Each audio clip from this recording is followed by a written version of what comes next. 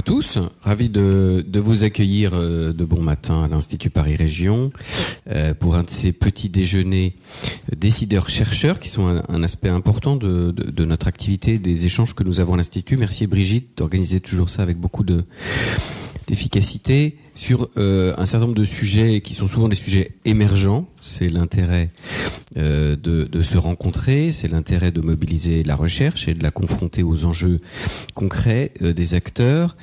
Et puis l'Institut est un bon lieu pour cela, parce que c'est un lieu qui a la caractéristique de croiser des expertises de manière assez unique pour justement éclairer des sujets qui ont besoin de cette transversalité.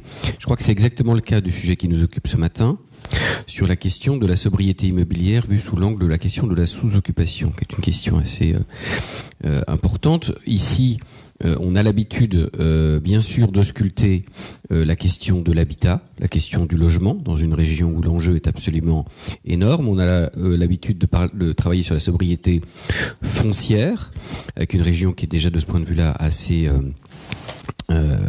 modèle dans sa capacité à reconstruire la ville sur la ville et à construire de l'habitat sur des zones déjà artificialisées, je crois, dans ces 10 dernières années aux environs de 87%. Mais la sobriété foncière ne fait pas tout, le choc d'offres et la question de la construction ne fait pas tout.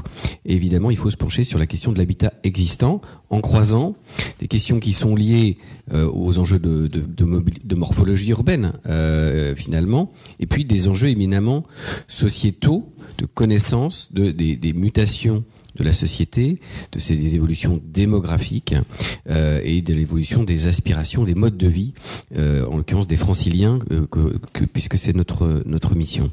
Et donc de ce point de vue-là, on est heureux de mettre le projecteur sur cette question de la sous-occupation, qui est une question évidemment complexe, mais dont nous pensons qu'elle est une question d'avenir pour répondre à plusieurs enjeux. L'enjeu de la question aujourd'hui du logement et du besoin de logement, mais aussi la question des mutations de la société et notamment la question du vieillissement démographique.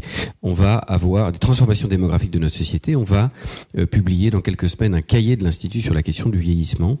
Et voilà, tout l'intérêt, c'est vraiment d'articuler ces questions à la fois très techniques sur le logement, mais aussi d'appréhension des transformations démographiques et sociales de nos contemporains. Donc merci beaucoup Brigitte d'avoir organisé. Merci aux experts de l'Institut et merci à nos invités de se prêter au jeu et merci à vous tous d'être là ce matin. Merci. Brigitte. Merci beaucoup Nicolas. Brigitte Guigou, je suis responsable formation partenariat recherche à l'Institut Paris Région et avec mes collègues, nous sommes ravis de vous accueillir ce matin pour ce nouveau petit déjeuner, voilà, qui s'intitule Imaginer et mettre en œuvre la sobriété immobilière. Alors, je vais présenter rapidement nos intervenants. On est ensemble jusqu'à 10h30, donc on a du temps. Le temps ensemble va être en deux parties. On va avoir d'abord une série d'interventions qui vont être faites, alors dans l'ordre, par des collègues de l'Institut Paris Région, Lucille Mététal, qui est géographe, et Sandrine Beaufil, qui est démographe, et donc qui vont nous présenter un cadrage, enfin d'abord qui vont problématiser le sujet et puis qui vont nous présenter un cadrage quantitatif et une analyse sur où on en est sur ces enjeux de sous-occupation en Île-de-France, quels sont les territoires, les populations qui sont particulièrement concernés. Ensuite, comme d'habitude dans nos petits déjeuners, je donnerai la parole à un chercheur et on est très heureux d'accueillir Jean-Marie Halleux, qui est professeur de géographie économique à l'Université de Liège et vous travaillez sur les thématiques du logement, de la sous-occupation notamment et des questions d'adéquation entre l'offre et la demande de logement et donc vous nous présenterez à la fois aussi quelques éléments de cadrage et puis les résultats d'une expérimentation qui a été menée en Belgique et qui est tout à fait intéressante et vous avez travaillé avec Muriel Dagrin, mais peut-être vous nous le redirez tout à l'heure. Et puis ensuite, nos décideuses, si je puis dire, Donc, nos décideuses aujourd'hui, qui sont de l'association, pardon, je tourne ma feuille, qui sont de l'association Ensemble de Générations, donc Bérangère Pénaud et Adélaïde Vanier. Bérangère, vous êtes directrice de l'association. Adélaïde, vous êtes responsable Yvelines Sud-Essonne. Et donc, vous allez nous expliquer quelle est la mission de cette association, dont le but, c'est effectivement de favoriser l'intergénérationnalité et à la fois le maintien de personnes dans leur logement et l'accueil de jeunes. Donc, un dispositif qui nous a semblé tout à fait intéressant. Voilà, c'est un sujet nouveau que nous abordons, sur lequel nous lançons des travaux à l'Institut Paris Région. Lucile, tu vas nous en parler. Et voilà, je crois que j'ai à peu près tout dit. Simplement rajouter que dans la partie débat, ce sera enregistré, qu'il y aura un podcast et que l'ensemble des PowerPoint qui vont vous être montrés seront mis en ligne très rapidement. Voilà, sans plus tarder, Lucile, je te passe le micro. Merci Brigitte, bonjour à tous. Alors oui, l'idée que la réponse en besoin de logement, elle ne peut être que quantitative et largement discutable. Néanmoins, la réflexion sur la sobriété immobilière, à savoir augmenter la densité résidentielle ou la densité humaine sans augmenter la densité bâtie, elle est somme toute assez balbutiante pour des raisons un peu évidentes de scrupules dont on parlera plus tard. Elle a été quand même initiée il y a assez peu de temps par l'ADEME et le CSTB qui s'y sont penchés, qui ont produit une note dans le cadre du groupe de travail prospectif du plan bâtiment durable et qui ont proposé une nouvelle grille de lecture de nos besoins et la manière d'y répondre. Et l'ADEME a, je crois, lancé assez récemment en juillet dernier un trophée sur la sobriété immobilière et foncière. Alors, comment mieux occuper les logements existants, comment optimiser le parc sans modifier son enveloppe, c'est l'objet de ce petit déjeuner. On voit que plus que jamais, il nous faut réfléchir à l'intensification des usages, à la fluidité des parcours résidentiels.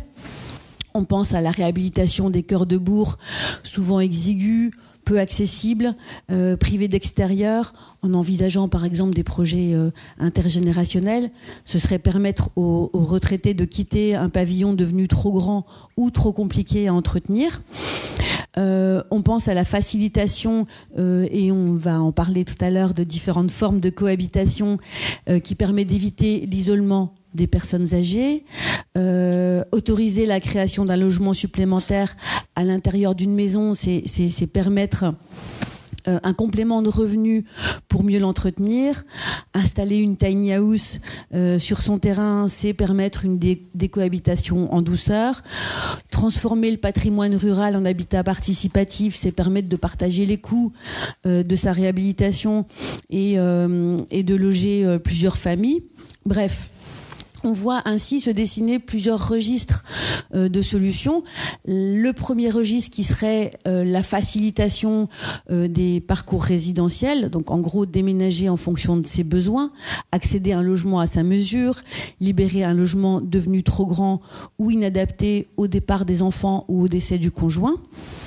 C'est un sujet qui a donné lieu chez nous et ailleurs à de nombreux travaux sur l'habitat adapté au grand âge et notamment sur le développement de ce qu'on appelle l'habitat intermédiaire ou alternatif, donc entre le domicile historique ou strictement privatif et l'hébergement pour personnes âgées dont on connaît l'effet repoussoir.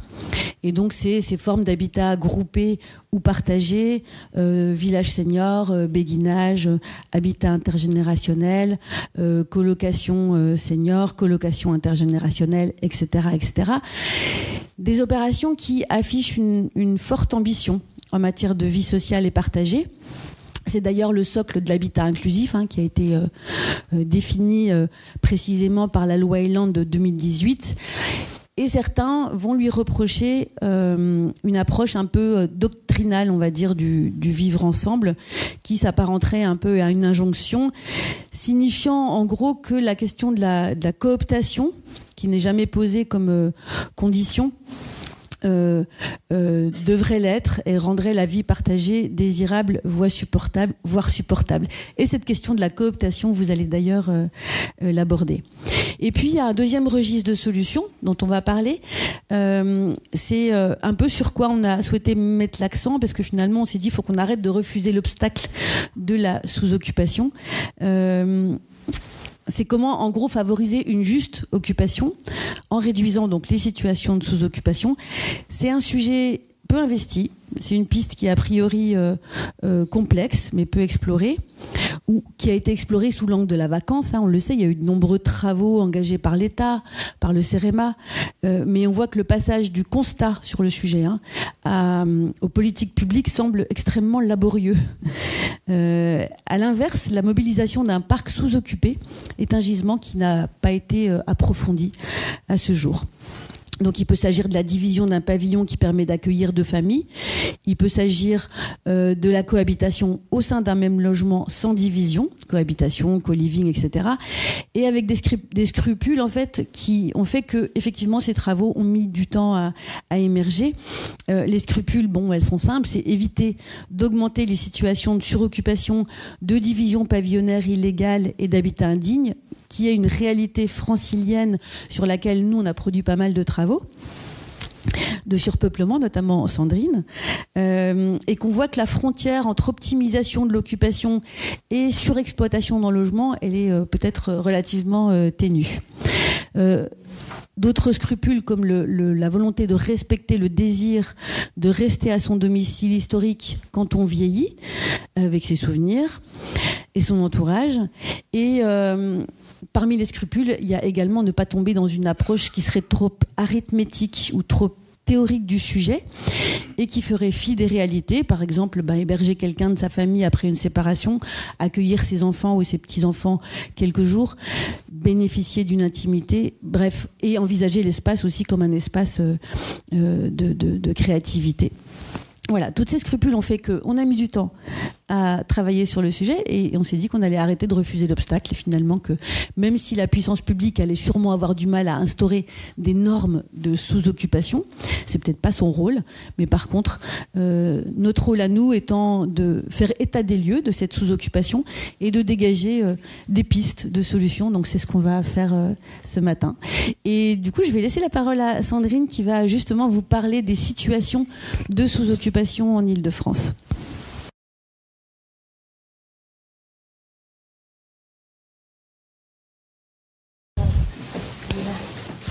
Alors moi j'ai pour mission de dresser un rapide panorama de la sous-occupation en Île-de-France. Donc pour commencer je vais vous présenter la définition qu'on a utilisée à l'Institut. Ensuite on regardera le volume et la géographie des logements en Île-de-France et on terminera à caractériser ces ménages, sur les caractéristiques. Alors sans revenir en détail... Non, je le ferai. Sans revenir en détail sur les raisons à l'origine de la sous-occupation de certains logements, on peut quand même rappeler que les conditions de logement se sont régulièrement améliorées. On peut citer 2 indicateurs, notamment l'augmentation de la superficie des logements, qui est passée, d'après les enquêtes nationales logement, de 61 mètres carrés en 1973 à 75 mètres en 2020, 75 mètres carrés en 2020. Et dans le même temps, on a une taille moyenne des ménages qui s'est réduite et qui est passée de 2,7 personnes par ménage en 1973 à 2,3 en 2020. Il y a le SDES et l'INSEE qui ont fait des projections d'augmentation du nombre de ménages entre 2020 et 2050. Et d'après ces dernières projections, le scénario central, il est prévu une augmentation de 3,5 millions de ménages supplémentaires attendus en France, alors pas en Île-de-France mais en France, et parmi ces 3,5 millions de ménages supplémentaires, il y aura 3,4 millions de ménages qui seront des ménages d'une personne seule, dont un peu plus de 2 millions de ménages de 60 ans ou plus. Donc on voit, alors ces évolutions, elles sont peut-être un peu plus faibles en Île-de-France, mais on voit qu'il y a une évolution rapide du nombre de ménages attendus et qui va nécessiter de nouveaux logements. Donc ces évolutions nous questionnent et c'est pour ça que pour ce petit déjeuner, nous avons choisi de nous pencher sur ce besoin en logement avec cette porte d'entrée de la sous-occupation qui est souvent peu abordée. Alors, pour parler quantitativement de la sous-occupation, on a utilisé la norme d'occupation des logements qui est définie par l'INSEE. Alors, elle est définie en considérant que chaque ménage devrait disposer de suffisamment d'espace et d'un nombre de pièces permettant de préserver l'intimité de chacun de ses occupants. Alors, c'est un indicateur qui a été défini en 1954. Ensuite, il a évolué en 1962 et en 1968 pour tenir compte de la nature des pièces, de la situation familiale et de l'âge des occupants. Et ensuite, il a été affiné en 2006 pour tenir compte de la superficie précise des logements. On parle alors d'indice de peuplement. Alors nous, on est parti sur les données du recensement. On n'a pas la superficie précise des logements, on a seulement des classes. Et donc, on est resté sur ce premier indice d'occupation. Donc cet indice, il correspond à la norme d'une époque et il pourrait évoluer pour tenir compte des évolutions dans les modes de vie. Lucille en a un peu parlé. L'évolution du télétravail qui nécessite souvent un bureau ou une pièce supplémentaire, les grands-parents qui ont besoin d'accueillir leurs petits-enfants, etc. Mais cet indice a le mérite d'exister et donc on est parti sur cet indice-là. Alors, cet indice, il est défini ainsi. Il y a une pièce de séjour pour le ménage, une pièce pour chaque personne de référence d'une famille, une pièce pour les autres personnes mariées ou remariées mais ne vivant pas en couple, veuves ou divorcées, ainsi que pour les célibataires de 19 ans ou plus. Et enfin, une pièce pour les célibataires de moins de 19 ans. On compte une pièce pour 2 enfants s'ils sont de même sexe ou au moins de 7 ans, et sinon, une pièce par enfant. C'est très précis. Alors, pour donner quelques exemples, si on est un couple avec 2 enfants de 2 et 6 ans, donc moins de 7 ans, ils peuvent dormir dans la même chambre, les 2 enfants, donc la norme, ce sera 3 pièces. Si c'est un couple avec un garçon de 6 ans et une fille de 12 ans, la norme, ce sera 4 pièces. Un couple avec 2 garçons de 12 ans, la norme, ce sera 3 pièces. Une famille monoparentale avec un enfant, la norme, ce sera 3 pièces. Et une personne qui vit seule, la norme, ça sera 2 pièces. Donc, on compare le nombre de pièces selon cette norme au nombre de pièces réellement présentes dans le logement et on regarde à partir de là l'indice d'occupation. Donc, s'il y a une pièce de plus que l'occupation normale du logement, on est en sous-occupation modérée. 2 pièces de plus, on sera en sous-occupation prononcée. Et 3 pièces de plus, on sera en sous-occupation très accentuée. Donc, on va surtout insister sur les catégories, les 2 premières, sous-occupation très accentuée ou prononcée, pour tenir compte justement de ces évolutions de mode de vie qui peuvent impliquer des besoins de pièces supplémentaires. On peut dire qu'on peut avoir besoin d'une pièce de plus que cet indice d'occupation. Alors, les résultats en Île-de-France. Donc, en Île-de-France, on a 5 222 000 résidences principales. Et si on considère les 3 premières catégories de sous-occupation, donc modérée, prononcée et très accentuée, quasiment la moitié du parc, 48% des logements sont en sous-occupation. Si on s'attache uniquement aux 2 catégories de sous-occupation les plus accentuées, donc prononcée et très accentuée, alors on a 26% du parc des logements qui sont en sous-occupation, soit 1 335 000 logements. Alors, quelle est la localisation de ces logements en Île-de-France ? Là, vous avez une carte qui vous présente la part des logements sous-occupés par territoire. Donc, dans le cœur de la métropole, ce sera au niveau de la commune. Et puis, plutôt en grande couronne, c'est souvent les cantons-villes dont on dispose. Donc, plus la couleur est foncée, plus la part des logements sous-occupés est importante. Et en haut à droite, vous avez un graphique qui présente le volume de logements sous-occupés par département. Donc, on voit clairement qu'il y a une hausse des logements sous-occupés en s'éloignant du centre, en lien avec un marché immobilier davantage composé de maisons de grande taille. Mais quand on regarde le cœur de la métropole, on observe aussi une géographie sociale, avec des proportions de logements sous-occupés qui sont très faibles, par exemple dans le nord-est de Paris et le sud-ouest de la Seine-Saint-Denis, et des proportions plus élevées, notamment à l'ouest de Paris et dans les communes plus aisées des Hauts-de-Seine. Si on prend quelques exemples en Île-de-France, les plus faibles proportions de logements sous-occupés, donc on est toujours sur les catégories 1 et 2, Donc c'est le 18e arrondissement de Paris où il y a le moins de logements sous-occupés, 6% seulement. Ensuite Aubervilliers, 7%. Clichy, Saint-Ouen, Pantin, le 20e arrondissement de Paris, 8%. Et à l'opposé, si on regarde les territoires où ces proportions sont les plus fortes, donc la commune où c'est le plus élevé, c'est Saint-Nom-la-Bretèche, avec 80% des logements donc en sous-occupation prononcée ou très accentuée. Le canton-ville de Saint-Cyr-l'École, 77%. Le canton-ville de Savigny-le-Temple, 75%. Rambouillet, 72%. Alors, concernant le profil de ces ménages en sous-occupation, alors ils sont très majoritairement propriétaires, c'est le cas de plus de 80% d'entre eux. Ils résident essentiellement en maison individuelle pour 2/3 d'entre eux. Et ils résident dans des très grands logements puisque les 2/3 d'entre eux également sont dans des logements de 5 pièces ou plus.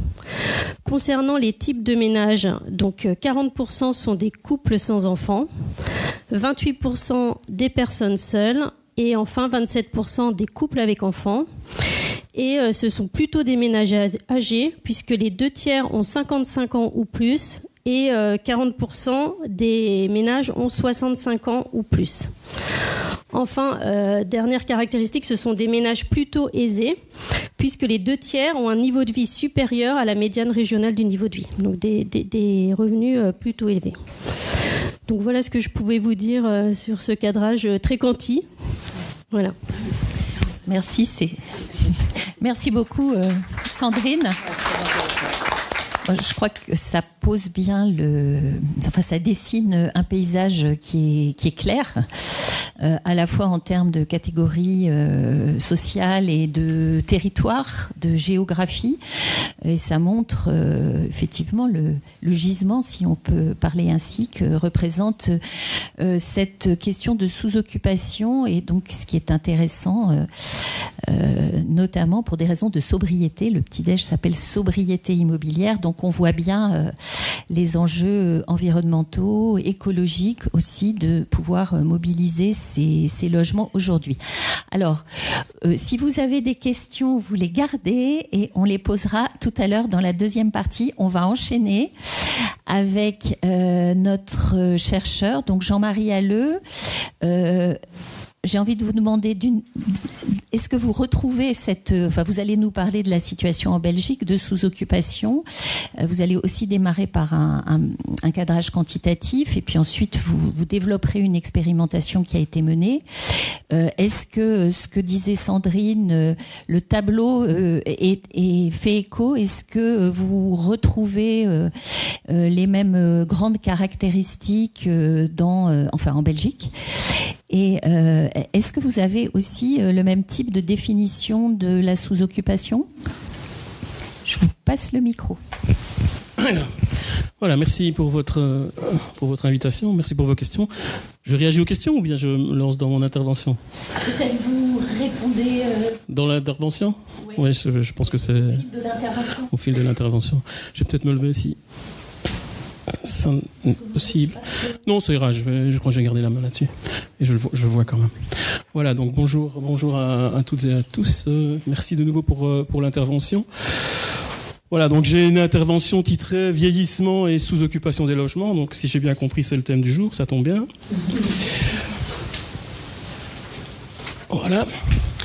Alors bon, on vient de parler des chiffres, la situation est un peu différente. Moi, je me suis appuyé sur des données qui existent en fait au niveau européen. Donc je pense qu'il faudrait peut-être comparer avec les critères, peut-être les définitions au niveau européen, mais vous voyez qu'on est globalement dans les mêmes ordres de grandeur. On est un peu au-dessus, mais c'est logique puisque ici, vous voyez un chiffre d'à peu près 60% pour l'ensemble de la Belgique, qui est évidemment moins urbanisé globalement que l'Île-de-France. Et puis évidemment, je pense que ça a déjà été mis en avant ici, c'est tout à fait logique, une part qui augmente avec l'âge, puisque vous voyez qu'on dépasse les 70% pour les plus de 60 ans. Je ne l'ai pas indiqué ici, mais il y a aussi... Pour répondre à votre question, il y a aussi évidemment une corrélation avec le niveau socio-économique. Évidemment, plus on a de moyens, en gros, et plus on a d'espace. Voilà. Donc moi, en fait, je m'intéresse à ces sujets-là parce que je m'intéresse aux problématiques territoriales, le ZAN, comme vous dites en France notamment. Donc le sujet de l'artificialisation, et c'est clair, voilà, ça a été dit, la sobriété immobilière, c'est un enjeu quand même qu'il faut absolument prendre en compte, beaucoup plus que ce que ça a été fait par le passé. Donc il y a une offre potentielle qui est là. Et donc la question, c'est comment s'en saisir, et si possible s'en saisir rapidement, puisque les échéances au niveau de l'artificialisation en France ou ailleurs sont quand même assez courtes. Voilà. Et puis je pense qu'on a parlé de scrupules. C'est vrai que moi, il y a longtemps que j'ai ce sujet-là en tête. Puis on n'a jamais vraiment prospecté, un peu pour les mêmes raisons finalement qui ont été mis en avant ici. On va quand même pas déloger, pour utiliser un terme politiquement correct, les vieilles dames de leur logement, quoi. C'était quand même ça un peu la réflexion et le contexte, on va dire, culturel. Donc la problématique est un peu délicate quelque part sur un plan politiquement correct, on va dire. Ceci dit, on a quand même essayé d'avancer un peu. Et ici, je vais vous proposer en fait une intervention en deux parties. D'abord, quelques résultats rapidement sur une objectivation en fait de la possibilité de développer ce potentiel. Et puis, comme Madame Guigou l'a souligné, un exemple de projet pilote qui a été mené par Madame Dagrin. Madame Dagrin a travaillé longtemps avec nous, donc comme chercheuse. Maintenant, elle travaille dans un GAL. Et elle a essayé finalement de mettre en pratique ce sur quoi on a réfléchi un peu de manière plus théorique. Voilà, donc ici je vous présente rapidement les résultats d'un mémoire. Donc j'ai proposé à une étudiante d'un peu objectiver les choses, et elle a réalisé une enquête. Donc concrètement, elle a déposé 2200 questionnaires dans des quartiers. C'est un belgicisme. En Belgique, on parle de 4 façades. Donc c'est la maison unifamiliale isolée. On pourrait traduire ça entre guillemets par pavillon, mais la 4 façades a une meilleure image, je pense, que le pavillon en France. Donc plutôt des quartiers aisés. De nouveau un peu comme on vient de le mettre en avant pour l'Île-de-France. Donc 2200 questionnaires.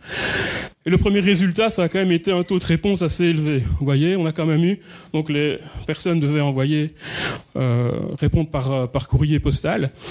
Et on a quand même eu 20%, un peu plus de 20% de taux de réponse, qui est quand même en gros élevé. Donc ça montre qu'il y a vraiment une problématique, quoi.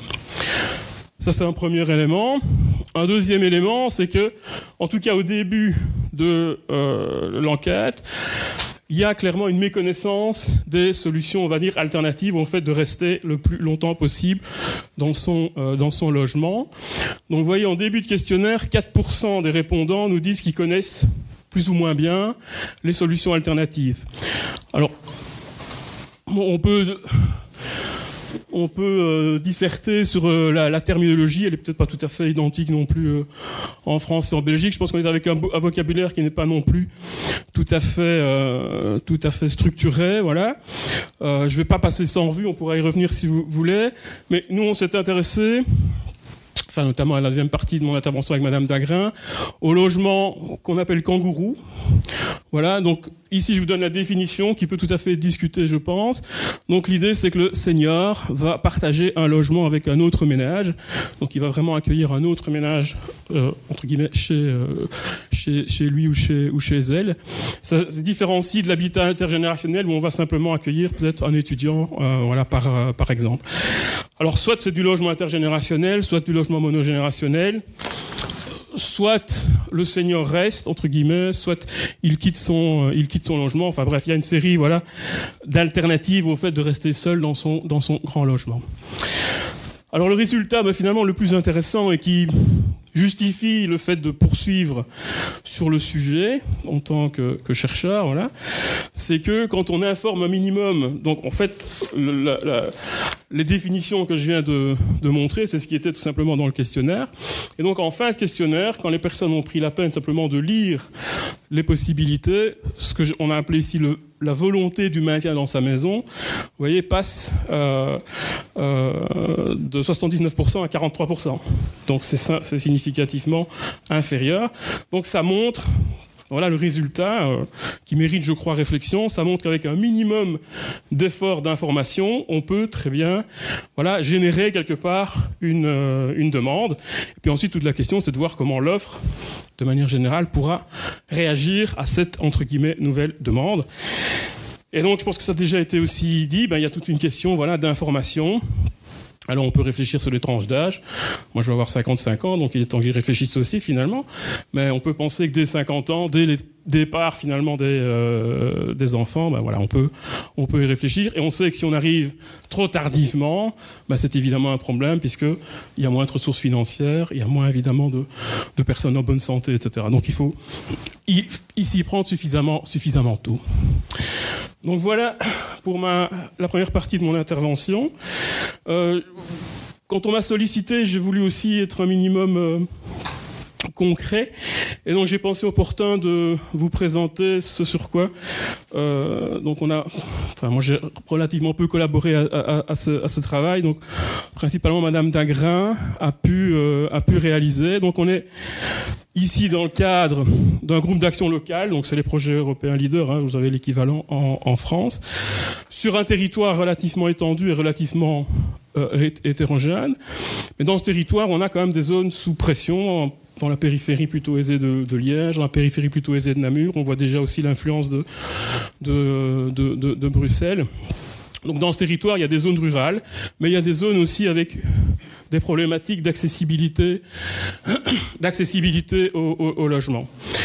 Et donc Muriel avait aussi, avec son parcours à l'université, une sensibilité sur les questions de l'artificialisation, et elle a comme ça initié ce projet sur loger ensemble, chacun chez soi. On retrouve le kangourou, d'accord. Donc c'est l'idée de vraiment induire un nouveau logement. Alors, bon, la philosophie, finalement, des GAL, c'est cette idée d'un peu de développement local, donc d'intelligence collective, de participation, etc. Donc, ont été inclus dans la réflexion des habitants. Donc, par exemple, 11 ménages, après une campagne d'information, ont proposé en fait leur logement comme cas d'étude. Les communes, et puis aussi, je vais y venir, des experts en construction et des experts aussi en finance.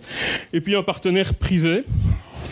Donc vous voyez la société B-Lodge qui construit des pavillons modulables. Donc on avait y compris quelque part un acteur économique. Alors d'abord, on a réfléchi avec les 11 ménages en question. Il y a une grande variabilité évidemment dans les parcours personnels, dans les aspirations, etc. Bon, pour atterrir concrètement sur la construction, tout ça débouche sur l'idée qu'il y a 4 possibilités en termes de construction. Soit on ne touche pas, ou plutôt on ne va pas ajouter un module avec une division soit horizontale, soit verticale, soit on peut compléter avec un module. Le module pourra être accolé, donc ça veut dire que les logements vont être communicants. Donc ça, c'est peut-être plus opportun pour des membres de la famille, par exemple. Soit on trouve un module autonome, voilà, ça recoupe le modèle BIMBY qui a été notamment développé en France, par exemple. Voilà. Donc il y a cette dimension sociologique, qu'il faut prendre en compte. Il y a une dimension évidemment technique ou constructive. Et donc là, dans les 11 ménages, 3 ont été candidats et ils ont pu quelque part en profiter pour développer une étude technique. Donc on a pu travailler avec un architecte. Globalement, on chiffre les coûts nécessaires à la réponse finalement aux besoins entre 100 000 et 150 000 euros. On est en 22, donc il y a aussi évidemment un peu d'inflation. Et évidemment, là, on arrive tout de suite au blocage financier. Bon, on a évoqué le sujet des logements vides. On sait que le logement vide, c'est souvent des propriétaires âgés. On sait depuis longtemps que c'est difficile, notamment d'obtenir un crédit. La problématique ici est la même. Comment finalement trouver cette ressource financière pour débloquer quelque part la situation. Donc il y a une dimension sociologique, il y a une dimension technique, et puis a été décidé donc de poursuivre avec une réflexion financière. Donc là a été sollicitée une ONG qui s'appelle Financité, donc ONG plutôt sur la finance citoyenne, avec un benchmark, comme on dit en français, donc une comparaison. Le BIMBY a notamment été pris en compte. Et voilà, il y a un rapport technique qui existe, qui peut être communiqué si ça vous intéresse. Je crois que j'ai pas le temps et j'ai pas nécessairement non plus l'expertise pour aller dans les détails techniques, d'autant plus que les législations sont différenciées en France et en Belgique. Bon, mais voilà, par exemple, une possibilité, c'était le mécanisme de prêt sans remboursement. Donc ça veut dire que la personne ne va finalement chaque mois devoir débourser que les intérêts, par exemple. La vente en viager, donc on peut imaginer du viager coopératif ou solidaire. On peut utiliser aussi des outils de politique foncière, donc le démembrement du droit de propriété avec le droit de superficie, ou par exemple le ménage initial ne restera propriétaire par exemple que du sol. Donc il y a toute une série de solutions, voilà, technico-financières, juridiques qui ont été évaluées. Alors bon, pour en parler de temps en temps avec de nouveau Madame Dagrin qui a piloté tout ça, le bilan, on va dire, voilà, j'ai choisi le terme ici de mitigé. Finalement, une des conclusions, c'est quand même beaucoup plus simple. Finalement, si le senior, quelque part, accepte de quitter pour aller vers peut-être une autre forme alternative. Mais alors, on est en décalage avec quand même beaucoup de politiques qui mettent en avant que les personnes âgées, finalement, on souhaite qu'elles restent dans leur logement. Alors, on peut trouver des solutions. Ces solutions financières, juridiques, elles sont quand même assez complexes. Clairement, dans le contexte analysé, ça nécessite des modifications législatives, ce qui n'est pas simple. C'est peut-être plus simple en France, je ne sais pas, parce que il y a à la fois des textes au niveau régional, des textes au niveau fédéral ou national, donc c'est pas nécessairement évident. Et puis, on voit qu'il y a derrière tout ça quand même une expertise relativement importante. Donc ça veut dire qu'il y a y compris des besoins pour finalement un nouveau métier, pour apporter l'expertise en la matière. Donc si tout ça vous intéresse, en particulier l'analyse ici et l'étude de cas. Donc il y a une série de choses qui sont en ligne et n'hésitez pas, j'ai mis les coordonnées de Madame Dagrin, n'hésitez pas à la solliciter.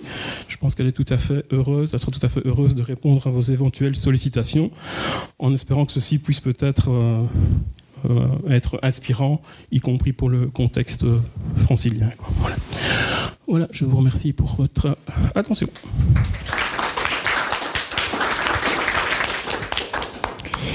J'imagine que vous avez des questions, donc vous les notez. On reviendra, Jean-Marie Halleux, sur votre intervention pendant le débat. Je vous propose, alors peut-être on va passer à l'intervention suivante d'Ensemble de Génération qui va nous expliquer. Vous allez nous expliquer d'abord qui vous êtes, comment vous travaillez, comment votre association travaille, et puis quels dispositifs vous mettez en place, dispositifs qui sont assez complémentaires, voire qui recoupent certains de ceux qu'on a évoqués depuis le début de ce petit déjeuner. Oui, peut-être, voilà, venez, mettez-vous ici si vous voulez, puis on va changer de place. Et vous pouvez vous mettre là-bas si vous voulez, comme ça vous serez à côté de... C'est ça. Je pense que c'est bon. Et donc, voilà, un dispositif notamment de cohabitation intergénérationnelle dans des maisons qui sont finalement des maisons 4 façades. Hein, on peut dire... On peut dire les choses. Non, c'est joli. C'est vrai que c'est assez valorisant comme manière de désigner ce type d'habitat. Voilà. Donc vous allez nous expliquer le profil des accueillantes, le profil des personnes âgées, et puis comment vous travaillez avec l'ensemble des acteurs de votre territoire. Je vous remercie pour cette invitation. Merci à l'Institut Paris Région de nous recevoir et de pouvoir échanger sur cette thématique, imaginer et mettre en œuvre la sobriété immobilière. C'est vrai que ça marche. Un sujet...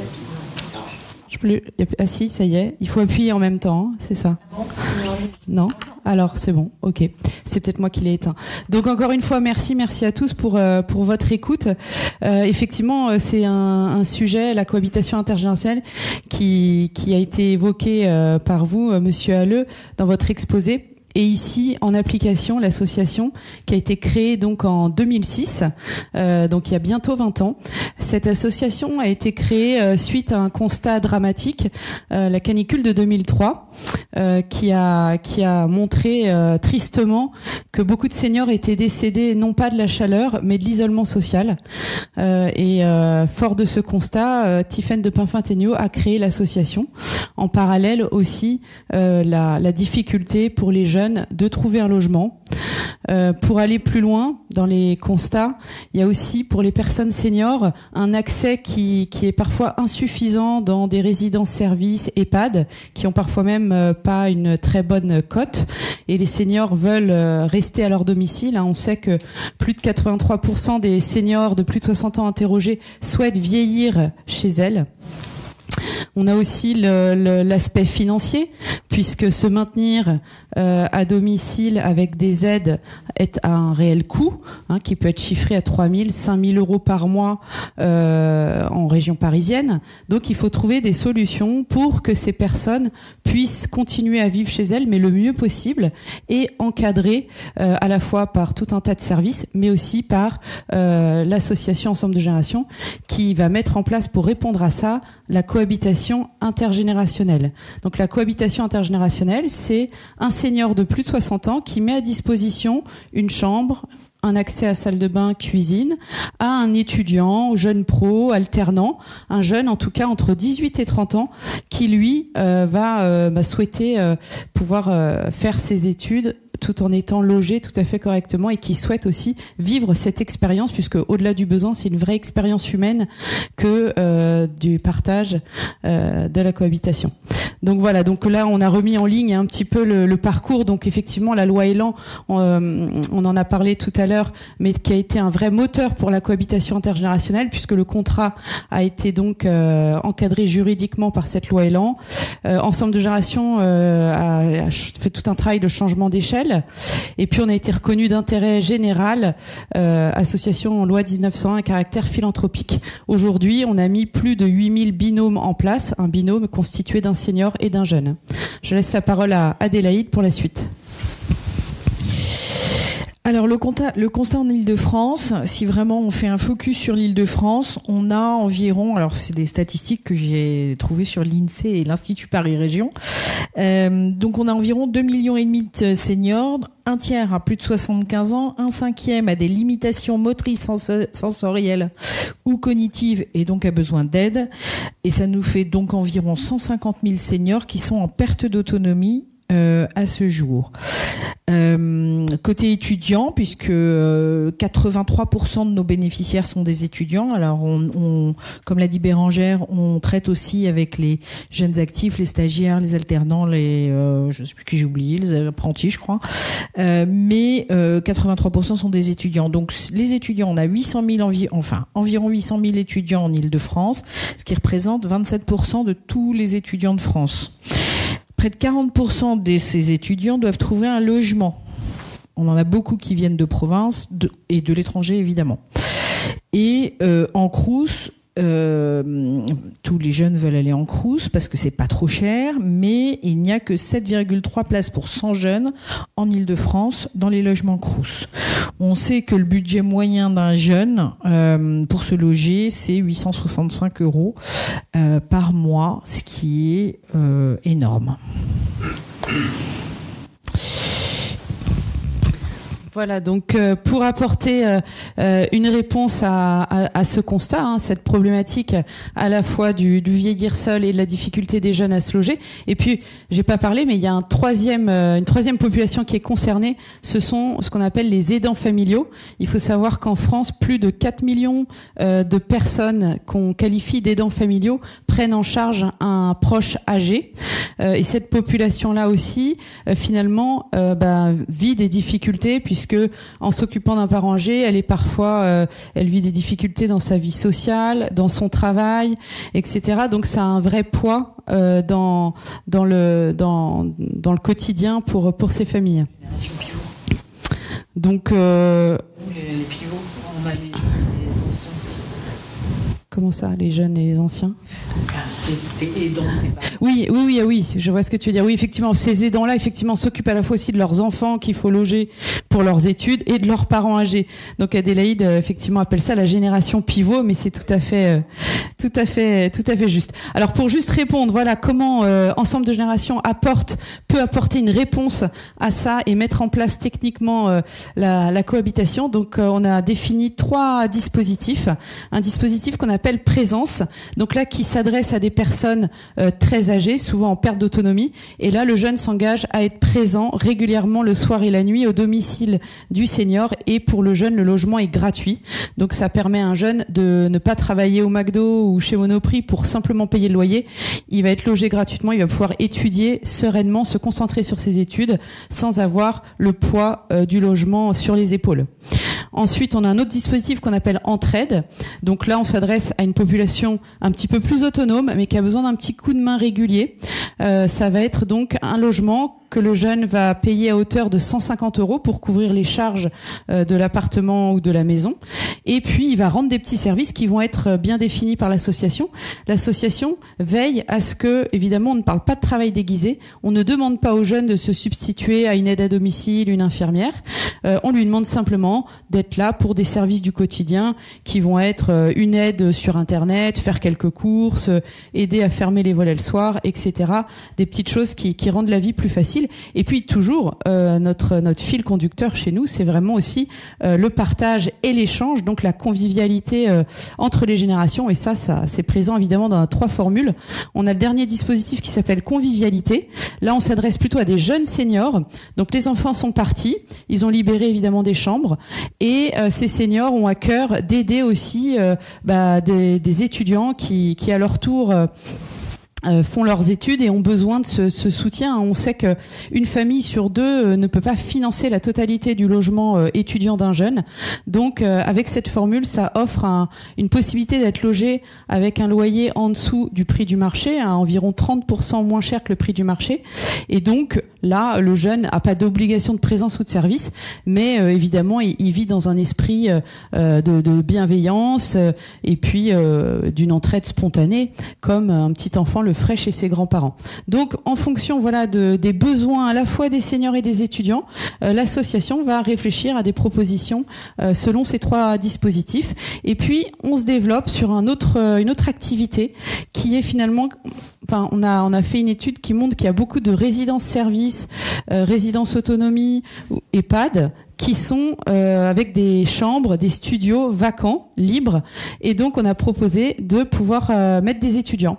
Donc, depuis quelques années maintenant, on a en France, sur la totalité, je crois, une quarantaine de jeunes qui sont logés en résidence-service, résidence senior et même EHPAD. Ça peut être un peu curieux, mais ça fonctionne très bien. Le jeune est logé donc soit gratuitement, soit il paie un très faible loyer et il fait des animations.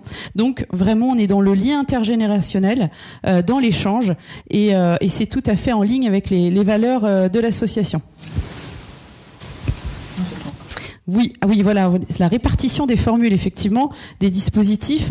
Donc le logement présence, donc qu'on appelle ici formule 1, on a près de la moitié, presque 45% des jeunes qui sont logés dans ce dispositif, donc qui choisissent le dispositif de logement gratuit en échange d'une présence.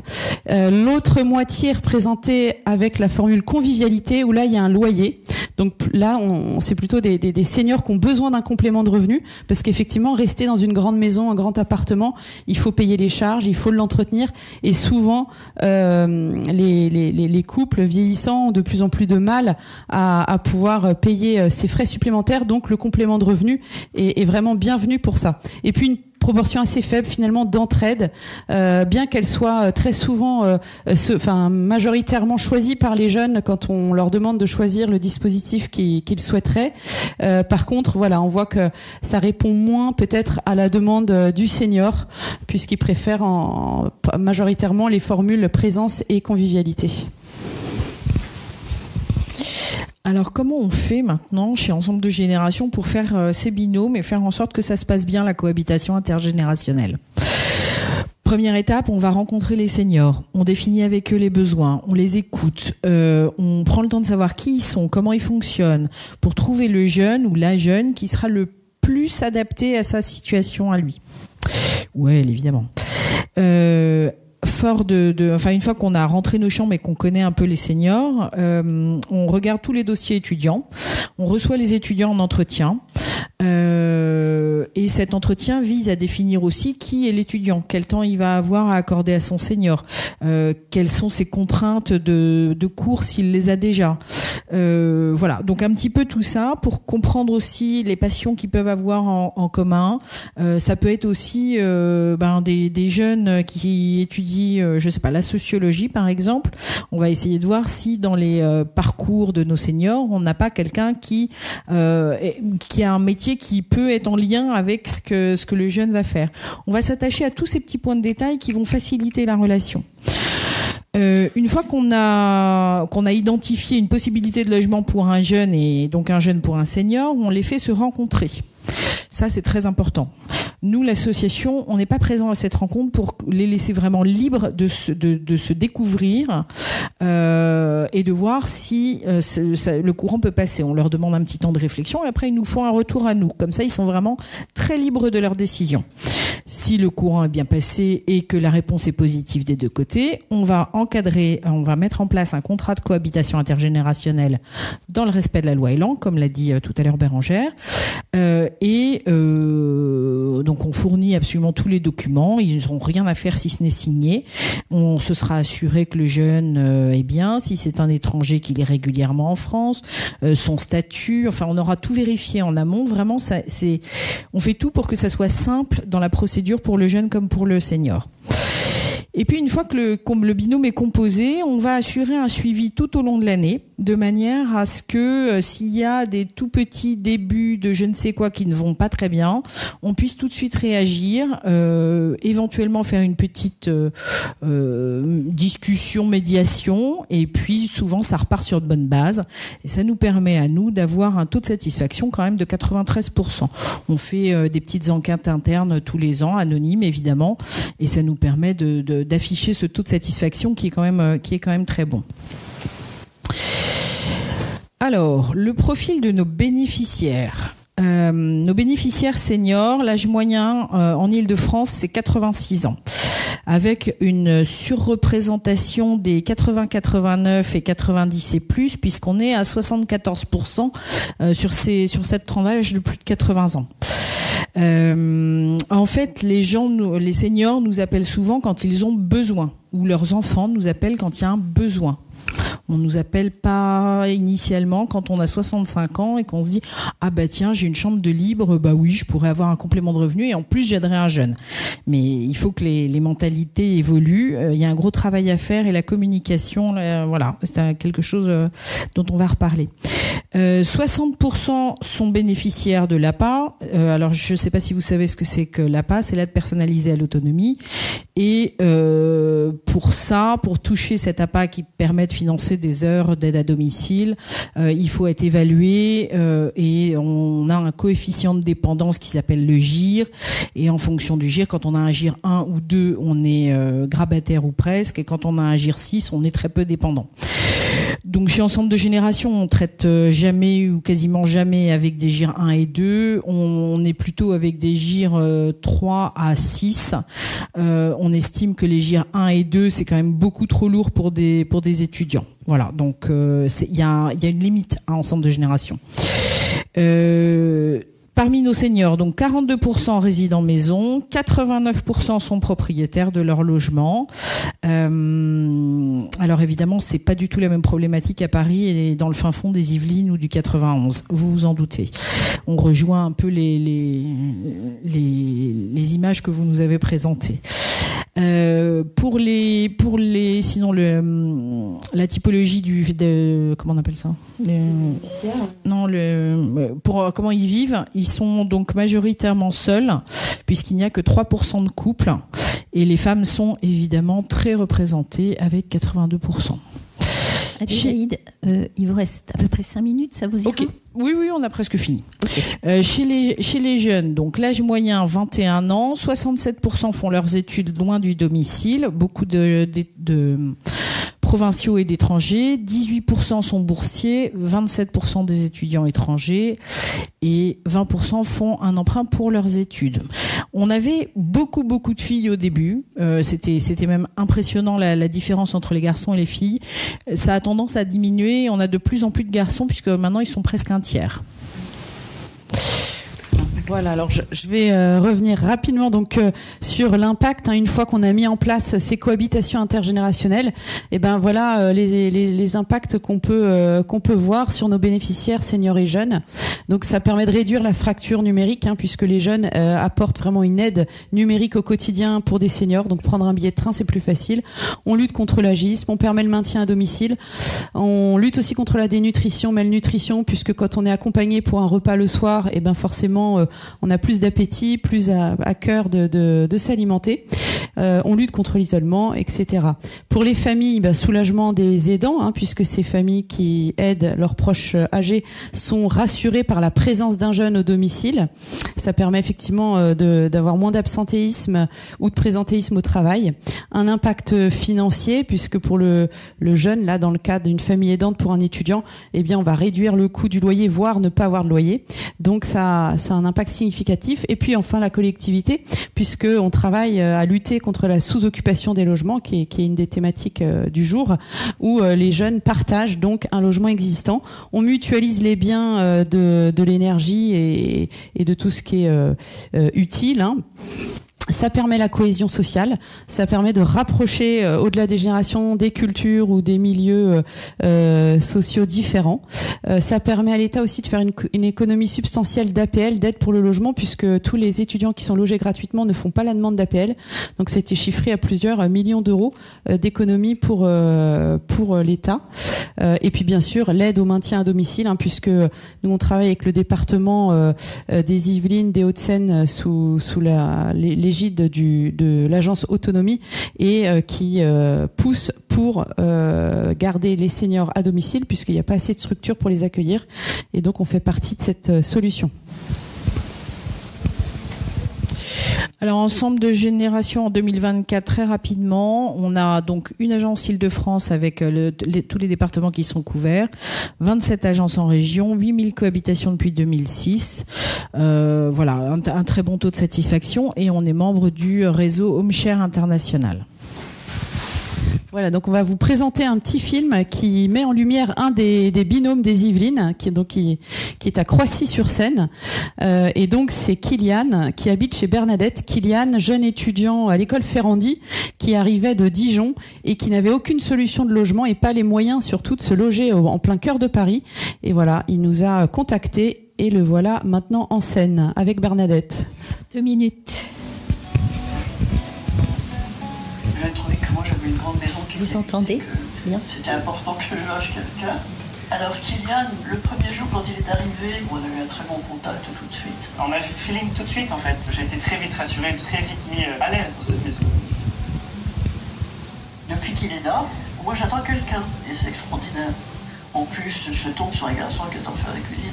Je voulais garder ce lien familial, d'échange, d'entraide que j'ai toujours eu. J'ai toujours fait la cuisine chez moi. J'ai toujours eu besoin de faire ça et c'est une habitude que je ne voulais pas perdre. Puis le fait que je fasse la cuisine aussi, ça la stimule et puis elle m'apprend aussi des recettes. Alors normalement, il y a un contrat des parents où donc il doit s'occuper de sa chambre, il s'occupe de sa nourriture et finalement, on fait tout ensemble.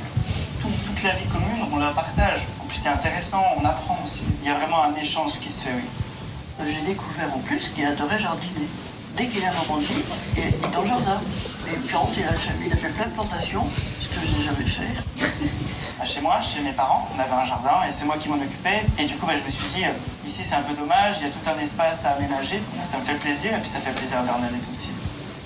L'association Ensemble de Générations m'a facilité la rencontre avec un senior et c'est vraiment ça qui m'a permis d'habiter avec Bernadette. L'association est garante de la personne qu'elle vous envoie. Donc on peut toujours, s'il y a un problème, faire appel à elle.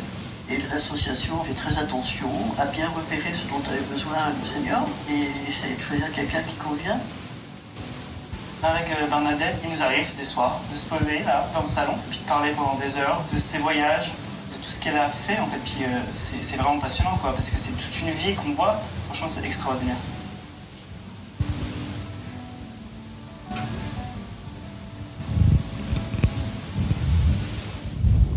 Voilà un beau témoignage inspirant. Alors des Kevin, on en a d'autres, mais c'est vrai que lui, il est assez extraordinaire. C'est le candidat parfait. Il est très sympathique. Voilà, je vous repasse le micro. Et Bernadette, merci beaucoup. Et Bernadette est tout aussi sympathique et c'est une jolie maison 4 façades des Yvelines. Oui, qui devait être en sous-occupation. Donc, Sandrine, peut-être tu te joins à nous aussi. Voilà, tu peux te mettre là. On peut peut-être éteindre.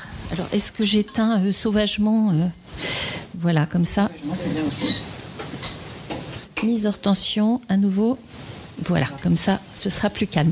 Alors, je ne vais pas faire de synthèse, mais je voulais juste noter 2-3 petits éléments qui m'ont frappé dans vos interventions pour les mettre au débat avec vous. La première chose, c'est la diversité des raisons, des motifs qui poussent à explorer cette piste de la sous-occupation. Hein, on l'a vu, ils sont vraiment très, très importants et très diverses. Du côté des besoins en logement, du côté de l'appui aux personnes âgées, de l'aide aux jeunes et aux étudiants qui peinent à se loger en Île-de-France, du côté aussi de la sobriété foncière, immobilière. Bon, il y a des raisons financières aussi bien évidentes. Donc, on voit bien là, voilà, cette diversité de motifs.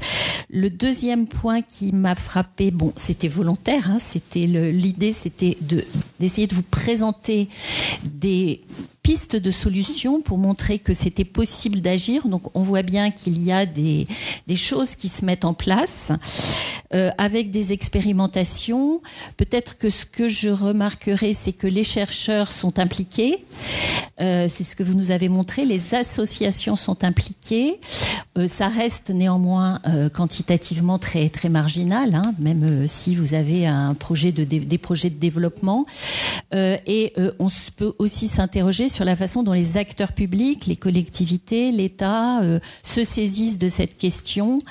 Voilà, donc je pense que c'est un point à mettre au débat. Alors, vous êtes dans la salle représentant de différents types d'organisations.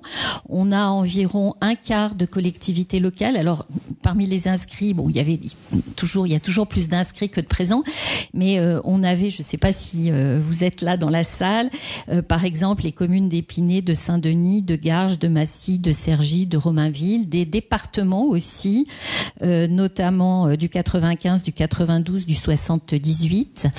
On a quelques chercheurs et étudiants qui s'intéressent au sujet, l'État présent, le ministère de la Transition écologique, l'ADRIL, le logement, le CSTB, des associations assez nombreuses et des bureaux d'études, des consultants, FNE, Urbanis, Idéal, entre autres, et puis un certain nombre d'opérateurs, en tout cas qui se sont inscrits. Je ne sais pas si vous êtes là. SGP, RTE, Vinci, constructeurs, voilà, une diversité de représentants. Donc la règle est simple, vous allez prendre la parole, vous vous présentez rapidement et voilà, on vous passe le micro. Et je me souviens qu'il y avait déjà eu une main qui s'était levée tout à l'heure. Voilà.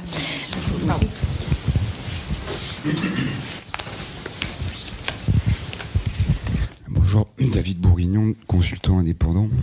J'ai beaucoup aimé toutes les présentations et j'ai beaucoup trop de questions, donc je vais en chercher une seule. Il y a un élément financier dont monsieur de Liège a parlé qui semble important. J'ai pas bien compris l'origine de cette dépense en fait. Est-ce que c'est l'adaptation du logement ? Et peut-être c'est une question plus générale en fait. Est-ce qu'il y a des coûts en fait à ces démarches qu'il va falloir finalement financer ? Et c'est une question à tous en fait, plutôt. Est-ce que c'est précis ma question ou... C'est vraiment donc c'est la phase technique. Oui, c'est ça. Donc les coûts sont vraiment relatifs à la phase technique. Donc ils ont pu travailler avec un architecte. Donc les 150 000 € en l'occurrence, c'est les coûts techniques d'adaptation du logement pour les 3 cas qui ont pu être investigués, quoi. Donc on est purement dans la dimension technique. Et puis bon, j'ai parlé aussi à la fin de développement peut-être de nouveaux métiers.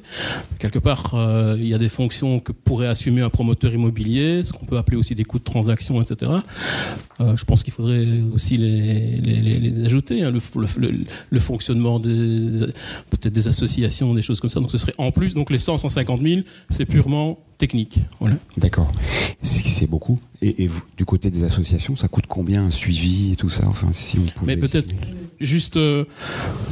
J'ai parlé de terminologie, donc de nous la terminologie n'est pas vraiment fixée. Ici, on était plutôt dans le logement intergénérationnel, qui, si j'ai bien compris, ne demande pas vraiment de coûts importants. Dans ce que j'ai présenté, on est vraiment avec l'idée de produire 2 logements différents, quoi, hein. Alors il y a sans doute un continuum entre les deux, mais bon voilà, il y a quand même ces deux modèles un peu différents, avec des coûts a priori et complétés plus importants si on produit un deuxième logement, quoi. Voilà. Oui. Moi, j'allais simplement ajouter que effectivement, mettre un étudiant au domicile d'un senior, ça avait un coût pour l'association qui est estimé à 1 200 €. Donc c'est un coût, voilà, qu'il faut pouvoir supporter. Donc nous, l'association Ensemble de Génération est soutenue par plusieurs départements, hein, notamment le département des Yvelines, des Hauts-de-Seine, de l'Essonne et du Val d'Oise, et puis de Paris également. L'agence Autonomie, qui chapeaute les 2 conférences des financeurs 78-92, qui a été à l'origine du suivi avec Ensemble de Génération, donc depuis bientôt 20 ans. Et puis la région Île-de-France, et enfin des fondations privées. Donc c'est ce qui nous permet aujourd'hui de pouvoir constituer ces binômes, mais il reste quand même un coût à la charge à la fois de l'étudiant et du senior, et c'est là où on a encore des sujets à traiter pour pouvoir couvrir l'ensemble de ces frais. Merci. J'ai d'autres questions, mais c'est uniquement pour après. Est-ce qu'il y a d'autres? Merci, donc je suis Caroline Plançon, je suis juriste spécialiste des questions foncières, et j'aurais voulu savoir, vous évoquiez, mesdames, à propos de l'association, que la loi Elan permettait ce que vous faites. Et je voulais savoir, avoir quelques éléments supplémentaires sur ces dispositions. Donc ça, c'est une question. Et puis après, en commentaire peut-être plus général, toujours question juridiquement, est-ce qu'il y a des éléments sur les incitations juridiques? Voilà. Donc là, c'est plutôt pour prospective, des incitations. Donc je sais que fiscalement, il y a possibilité. Il y a déjà des choses sur on ne paie pas la même chose. On paye une taxe d'habitation si on habite dans son logement ou pas. Mais voilà. Donc là, c'est une piste de réflexion sur les incitations juridiques, fiscales. Alors pour la cohabitation intergénérationnelle, donc elle est encadrée par la loi Elan depuis 2018, et on a une charte de la cohabitation intergénérationnelle qui a été faite, qui a été validée par des avocats. Puis on a un contrat de cohabitation intergénérationnelle solidaire, toujours dans le respect de la loi Elan, en reprenant certaines choses. Par exemple, la contrepartie financière doit être modeste. C'est comme ça que c'est stipulé dans la loi Elan. Les seniors doivent avoir impérativement plus de 60 ans. Les jeunes ne peuvent pas avoir plus de 30 ans. Alors nous, chez Ensemble de Génération, on rajoute le fait qu'on ne veut pas de jeunes de 16 ou 17 ans parce qu'on trouve que le décalage est trop grand. Mais là, ce n'est plus la loi Elan, c'est notre appréciation d'association. Ça, c'est pour le côté juridique et les contrats. Après, pour les incitations fiscales, il n'y a pas vraiment d'incitation fiscale, mais enfin quand même, quand on est dans la cohabitation intergénérationnelle en formule convivialité, si on ne dépasse pas un certain seuil fiscal, mais c'est pas spécifique à la loi Elan, à la cohabitation intergénérationnelle, si on ne dépasse pas un certain seuil fiscal, on peut louer meublé dans son logement une chambre. Il faut pas dépasser en Île-de-France 206 € par mètre carré. Voilà. Donc on reste en dessous. On essaye d'inciter les seniors à rester en dessous de ce seuil fiscal. Premièrement, c'est bon pour eux parce qu'ils sont exonérés d'impôts. Et deuxièmement, c'est très très bon pour le jeune parce que le logement devient très solidaire. Voilà. sur le sujet, est-ce que vous avez droit au... Alors, l'ex-forfait habitat inclusif, c'est-à-dire l'aide à la vie partagée de la loi prévue par la loi Elan, non ? Non, ça ne fait pas partie. D'accord, merci.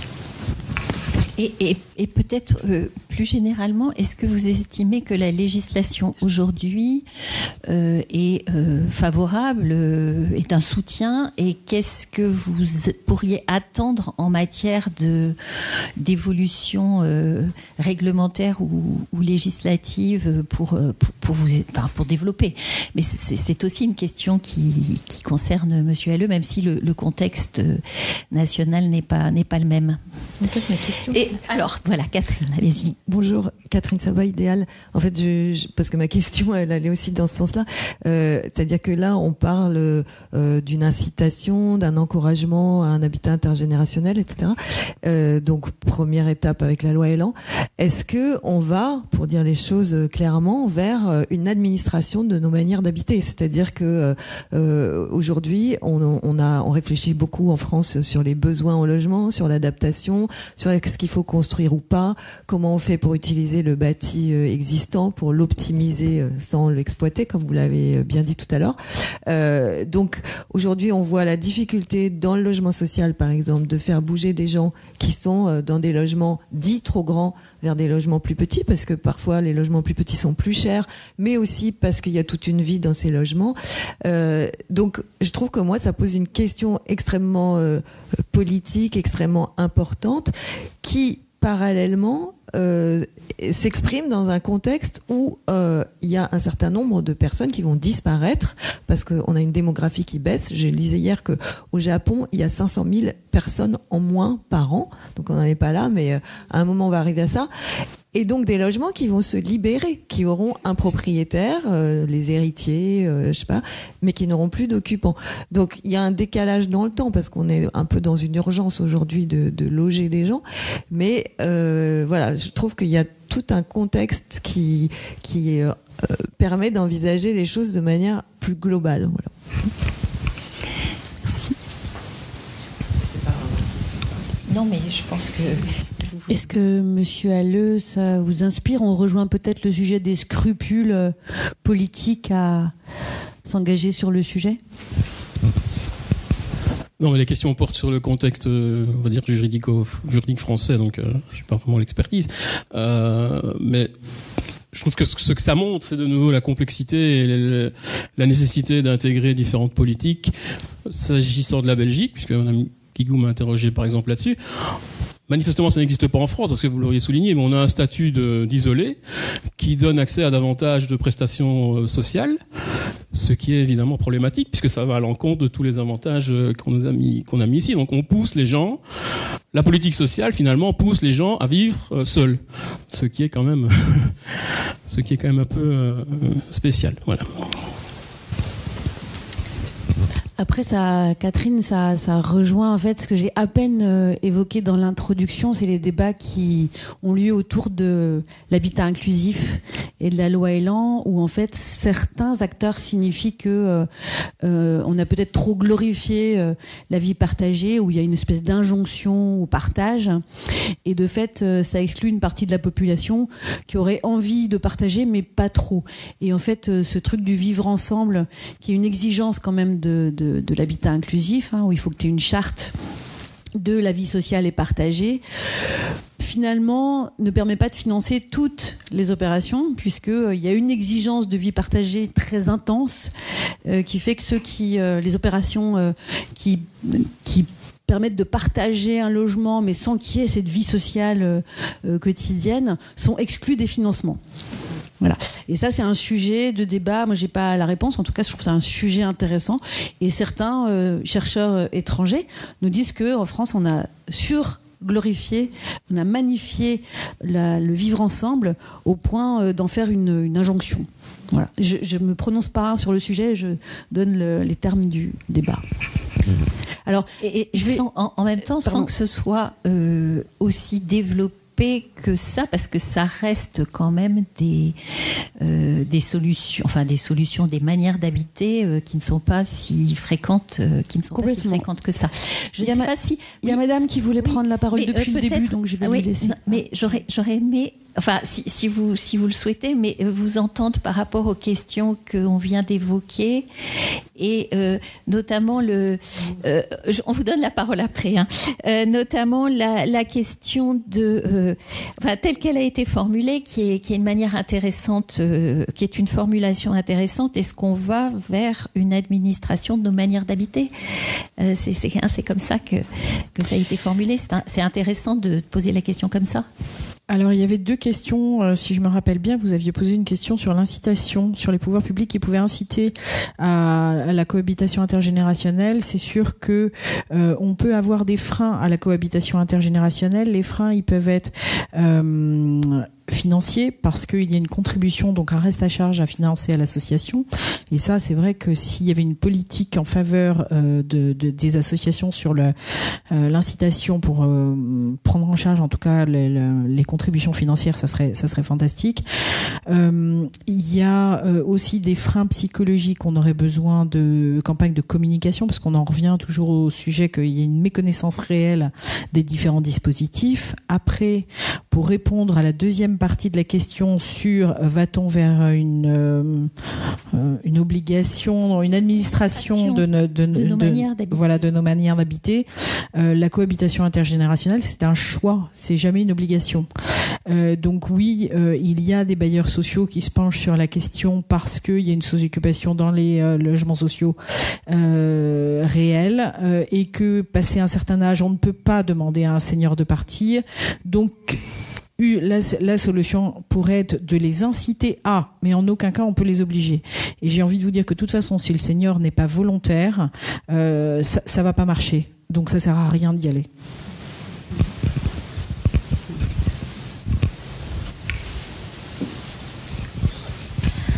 Merci pour la présentation, enfin les présentations qui étaient très intéressantes. Moi j'ai deux questions. Donc la première question, c'est la répartition géographique des projets d'intergénérationnel. Est-ce que c'est plus près des métropoles parce que au début, dans le panorama quantitatif, on voyait quand même que c'est plus dans le milieu rural qu'il y a des problèmes de sous-occupation. Donc je voulais savoir dans quelle mesure, je me demandais dans quelle mesure les jeunes peuvent aller dans un milieu hyper rural. Et donc voilà. Et la deuxième question, c'est par rapport au potentiel de massification de ce genre de démarche. C'est que je vois que le processus, il est assez... ça demande une finesse parce qu'il faut bien comprendre les besoins de chaque partie et sans doute il faut un peu plus de temps et il faut accompagner. Et dans ce contexte, dans quelle mesure ça peut être massifié au vu de la grandeur d'enjeu qu'on a par rapport à l'habitat? Peut-être sur la deuxième question, vous pouvez nous faire référence aux déçus des sites de rencontres que vous récupérez. Les sites de rencontres qui seraient une manière de massifier, mais finalement, vous en récupérez pas mal de déçus. Ouais. Effectivement, nous donc on a une approche très personnalisée effectivement dans la mise en place des cohabitations, mais il existe des plateformes aujourd'hui qui font de la cohabitation intergénérationnelle. Donc des plateformes, c'est du croisement de data et qui vont proposer une rencontre entre un senior et un jeune. Mais ces systèmes-là finalement font, comme vous le disiez, beaucoup de déçus qui ensuite s'adressent à nous pour qu'on prenne en charge vraiment cet accompagnement humain. Donc oui, on voit tout de suite que les limitations psychologiques sont très présentes. Donc il y a un vrai travail à faire et on a une charge par chaque chargé de mission qui est pour un ETP à peu près de 60-65 binômes à gérer. Donc pour nous, typiquement, on sait qu'il y a des besoins énormes. Typiquement, on travaille sur le département des Yvelines. Aujourd'hui, chaque année, on met en place à peu près 80 binômes sur le département. C'est absolument dérisoire par rapport aux possibilités qu'on pourrait avoir. Mais là, c'est effectivement un besoin de recruter.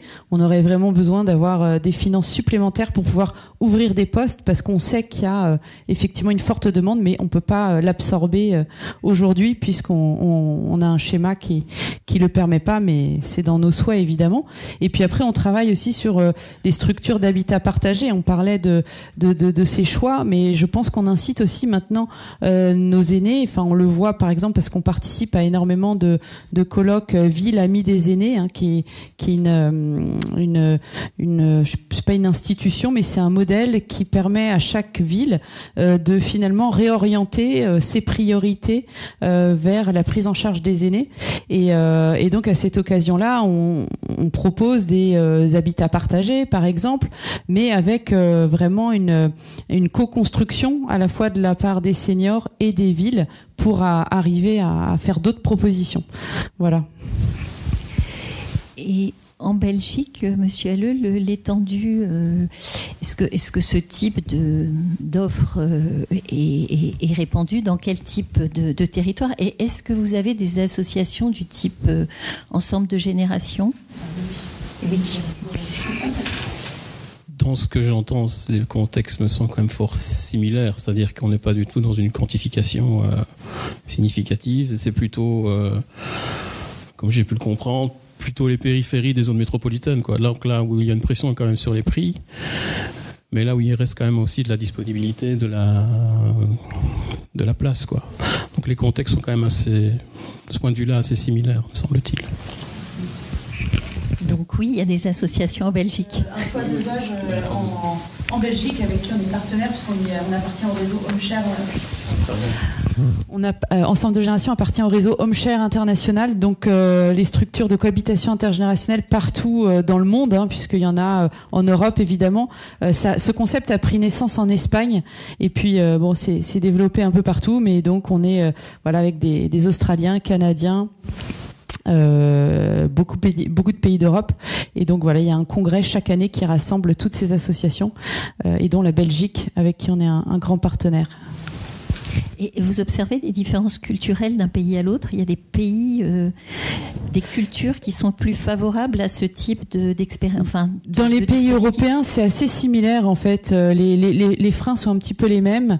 Par contre, il y a des pays qui bénéficient d'une communication beaucoup plus importante et qui font, les pouvoirs publics s'en sont emparés pour vraiment en faire une proposition aux jeunes, un peu sur le modèle des services civiques, par exemple. Donc une manière plus incitative. Donc nous en France on est un peu en déficit à ce niveau-là. Donc il y a encore fort à faire. Alors, question, on va juste regarder, je sais, Nicolas, tu voulais aussi poser une question. Et monsieur, ok. Alors, je ne sais pas par qui on commence. Monsieur Bleu. Ah voilà, monsieur en bleu, merci. Merci. Bonjour Rémi Babu, de Shift Project. Je voulais reposer la question de la massification, si jamais vous aviez chiffré un minimum le potentiel en fait de ces types d'habitats-là, notamment avec ce que vous faites chez E2G.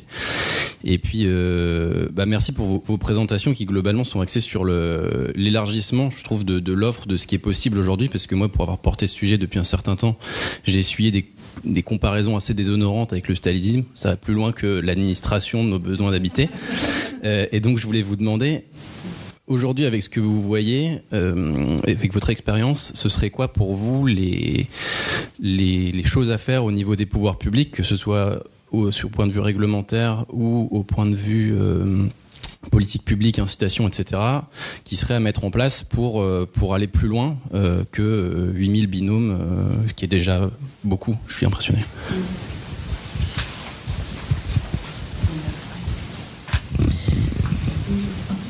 Alors, dans ce que pourraient faire les politiques publiques, en tout cas les gouvernements, ça pourrait être une grande campagne de communication comme on a pour devenir rentrer dans la marine, rentrer faites je ne sais quoi, voilà. Donc, on a une belle campagne de communication incitative pour dire que ça existe et que ça se passe bien. La deuxième chose, ça serait la prise en charge par justement l'aide personnalisée à l'autonomie, l'APA dont je parlais tout à l'heure, des contributions financières pour les associations. Il faut savoir que le marché de l'intergénérationnel, vous avez 2 grands types d'acteurs. Vous avez des associations comme Ensemble de Génération et un autre gros réseau associatif qui s'appelle Coabilis. Et vous avez des startups.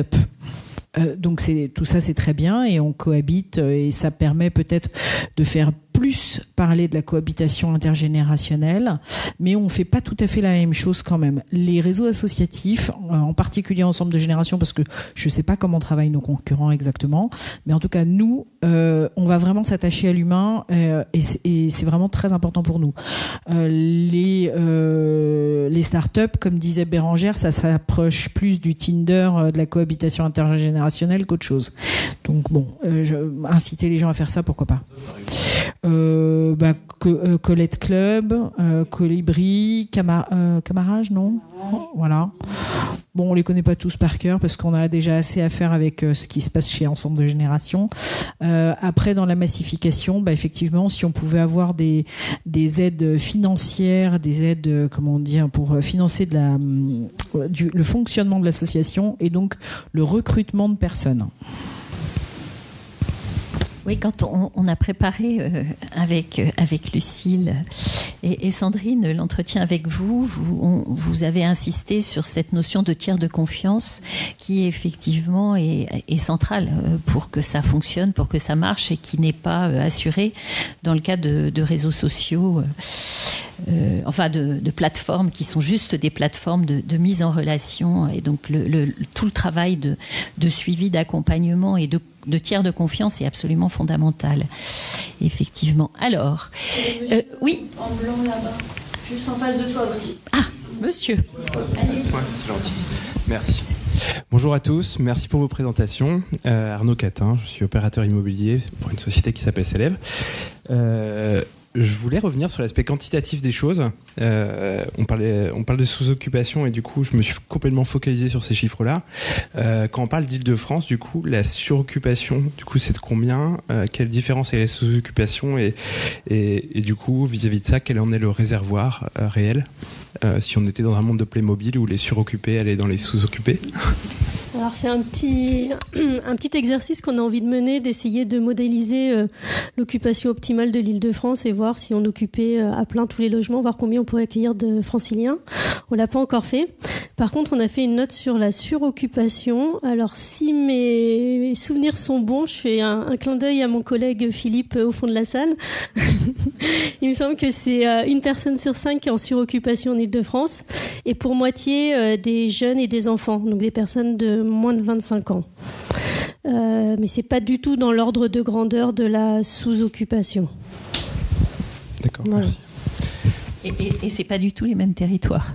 Et c'est pas du tout les mêmes, c'est même les territoires opposés en fait. C'est plutôt la Seine-Saint-Denis, Paris, et puis avec des évolutions qui ont tendance à évoluer. C'est-à-dire qu'avant Paris et la Seine-Saint-Denis avaient des taux de suroccupation similaires, mais les évolutions récentes sont opposées, c'est-à-dire que à Paris la suroccupation baisse, alors qu'en Seine-Saint-Denis elle s'accentue. D'accord. Merci beaucoup. Mais du coup, est-ce que vous avez refait pour rire l'exercice qui consiste à mettre les gens bien comme il faut dans tous les logements existants pour voir après comment ça réduit les besoins en construction ? Bon, après, un peu théorique, c'est vrai. Il y avait monsieur. Oui, pardon. Non, je voulais juste ajouter que vous le savez sans doute, mais le schéma directeur a été voté, le schéma directeur environnement d'Île-de-France a été voté la semaine dernière, c'était le 11 septembre. Et dans le SDRIFE, il y a l'objectif de construire 70 000 logements par an en Île-de-France. Donc on voit bien que ces questions-là sont d'une grande actualité. Monsieur, vous avez déjà le micro. Bonjour et merci pour vos interventions. Francesco Pieri d'Auxilia. Nous accompagnons l'ADEME sur la définition des sobriétés immobilières et foncières. Et effectivement, on s'interroge beaucoup sur finalement la sobriété choisie, subie. Depuis vos présentations, j'ai l'impression que finalement, on n'est presque jamais dans une sobriété choisie. En fait, on choisit quelque chose d'autre et en même temps, on est plus sobre dans notre usage et l'occupation de l'immobilier. Et donc, en fait, fait, un peu ma question est celle-là. Est-ce que dans le foncier, on a résolu la question en imposant une forme de sobriété qu'en tout cas, elle est acceptée, rejetée, mais elle est imposée? Dans l'immobilier, finalement, est-il possible d'installer une nouvelle méthode où en fait on va choisir la sobriété, ou en tout cas il y aura un moment, une imposition qui portera inévitablement à une acceptation ou pas, en tout cas d'une sobriété imposée? Tu voulais rebondir là-dessus, Nicolas? Oui. Question autour de la... Pardon. Merci. Bonjour, Nicolas Laruelle, urbaniste à l'Institut Paris Région. C'est une question autour de laquelle on tourne pas mal, là, quand même. On nous a parlé de normes au début, mais de normes notamment, enfin, pour après en faire une norme statistique, ce qui n'est pas exactement la même chose qu'une norme légale. À fin d'étude, un peu, pour dire, ben, tiens, comment Et ce terme de norme... effectivement, on passe très vite à injonction, à imposition. Et puis surtout, quand après, on nous parle de massification. Et en fait, l'exemple, moi je pense à l'exemple du vélo. Il y a 30 ans, quand on était militant pro-vélo, on nous disait « Non mais ma grand-mère, elle a 70 ans, elle est enceinte, elle ne peut pas faire du vélo. » Et comme s'il fallait que tout le monde fasse du vélo. Et aujourd'hui, on se rend compte qu'on arrive à avoir une massification sans injonction, enfin relativement sans injonction sur le vélo. Donc on pourrait imaginer ça. J'ai une autre petite question sur la... Et ça me fait penser à autre chose qu'on voit, parce que je me demandais, tiens, quelles étaient les références d'autres politiques, d'autres sujets sur lesquels on était à peu près... Et je pense à un truc qui est en lien direct avec la sobriété foncière. Là, on a beaucoup parlé des gens dans l'immobilier. Moi, j'ai un problème avec les choses dans l'immobilier.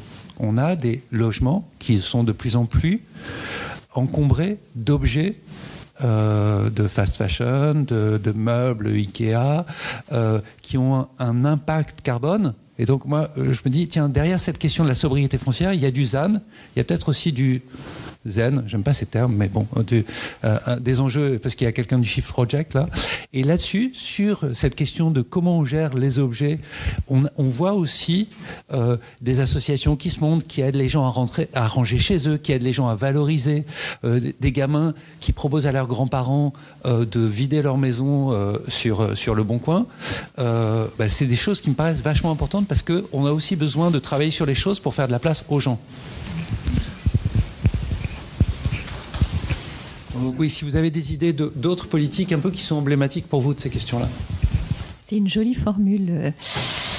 Travailler sur les choses pour faire de la place aux gens. On a aussi évoqué la question des logements et de l'évolution des logements avec une diminution de la taille des logements qui sont construits aujourd'hui, donc qui peuvent rendre plus complexe la cohabitation. Est-ce que vous souhaitez réagir, Monsieur Halleux? Peut-être, je me demande si dans le débat, on n'a pas intérêt à différencier sobriété et pauvreté. Hein. Et pardon?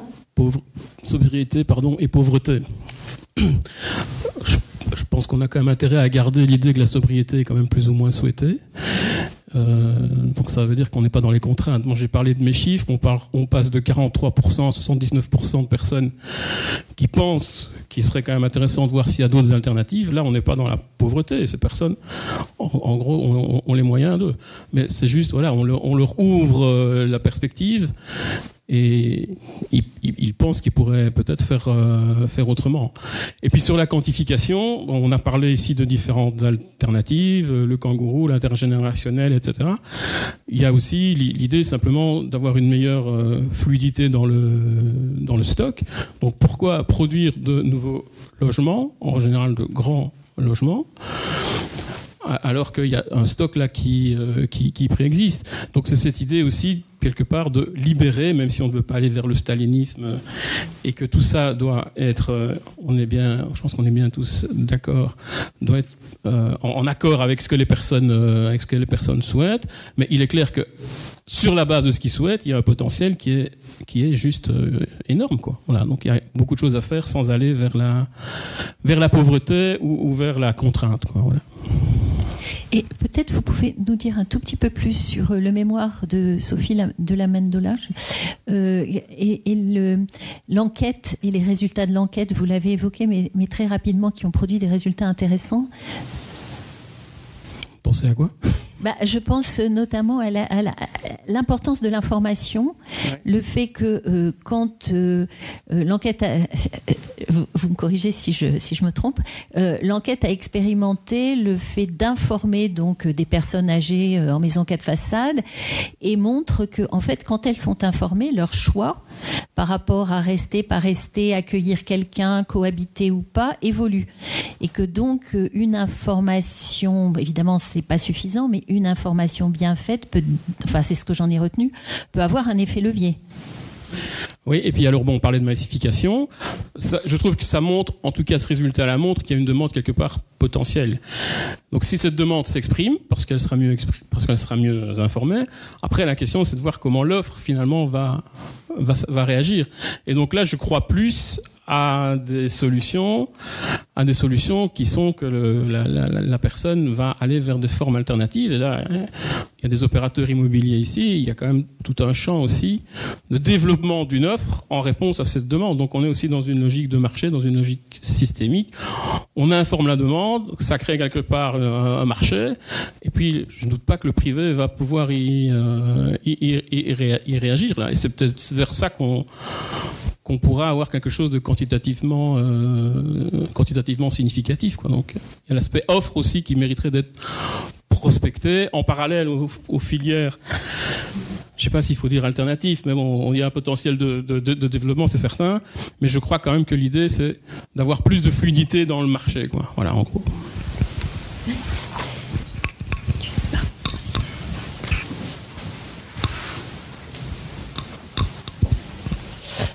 Adèle Grimaud, donc je travaille chez FNE Île-de-France. Donc nous évidemment on travaille pour lutter contre l'artificialisation des sols en Île-de-France et donc évidemment on s'intéresse à la problématique du logement. On s'est également beaucoup mobilisé dans le cadre du SDRIF et je voulais justement revenir sur un point qui a été évoqué mais pas dans les réponses il me semble, sur la limite que rencontrent ces solutions à la sous-occupation en zone rurale.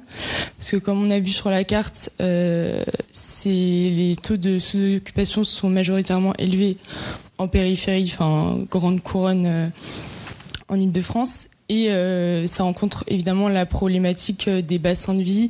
Est-ce que vous, par exemple, dans le cadre de l'ensemble de génération, comment est-ce que vous gérez cette limite-là ? Parce que j'imagine que du coup, vous avez moins de demandes dans ces zones-là que lorsqu'il y a des personnes, des seniors qui mettent à disposition leur logement au centre de la région. Voilà. Et quelles seraient les solutions au-delà de construire les bassins de vie, aménager le polycentrisme concrètement, maintenant à court terme, quelles seraient vos solutions, propositions ? FNE, c'est France Nature Environnement, pour ceux qui ne connaîtraient pas. C'est vrai qu'Ensemble de Génération est peu présent dans les zones rurales, bien qu'on ait une demande. On a une demande de seniors qui nous appellent de ces zones un petit peu plus distantes des grands centres de vie et de transport qui font que les étudiants vont être majoritairement attirés par ces centres-là pour faciliter évidemment leur quotidien. Mais effectivement, il y a une vraie demande. Aujourd'hui, on sait aussi qu'il y a par exemple des ouvriers agricoles qui ont du mal à se loger dans ces zones-là. Donc il y a effectivement tout un travail à faire, mais qui prend une autre dimension et on n'est pas structuré aujourd'hui pour y répondre. Mais on connaît cette problématique, on sait qu'elle existe. Donc il y a par exemple dans la région lilloise Campus Vert. Donc c'est une association qui s'est montée pour justement aider les étudiants qui devaient aller à Lille à occuper des logements en grande périphérie de l'île, donc vraiment dans des régions plus rurales, mais avec un système de bus et avec des personnes qui ont une mobilité avec une voiture ou des transports légers, leur permettant de rejoindre leur lieu d'études.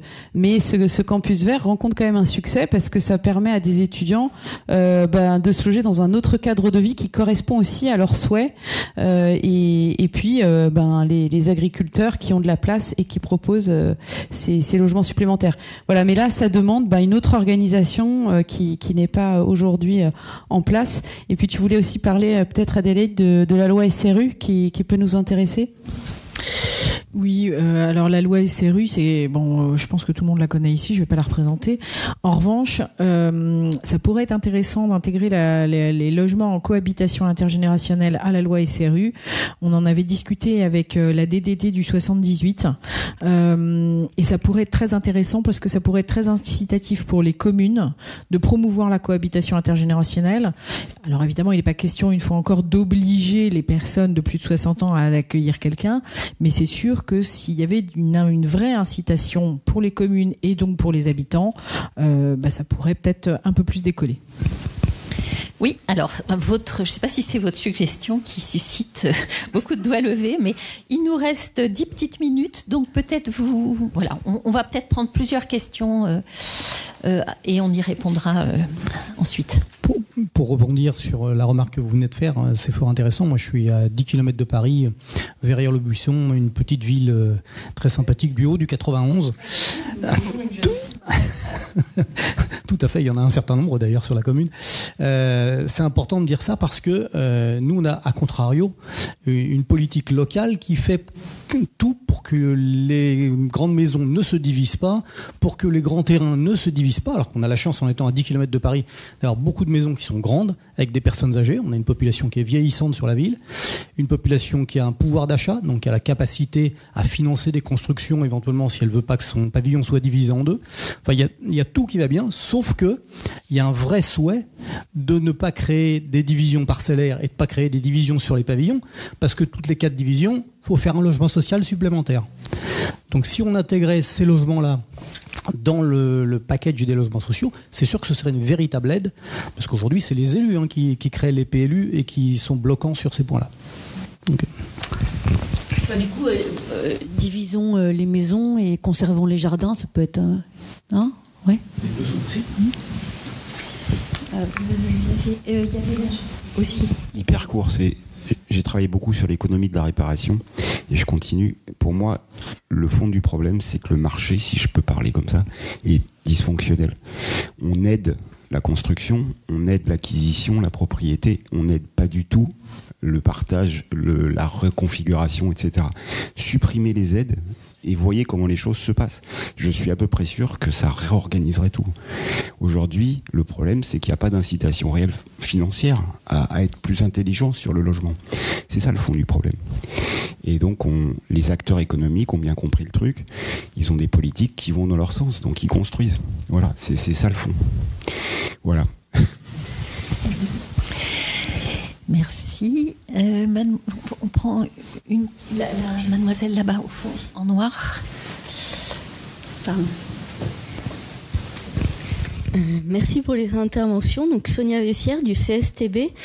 J'avais aussi une question par rapport à l'adaptation de l'existant et donc justement de l'exemple des modules dans les pavillons.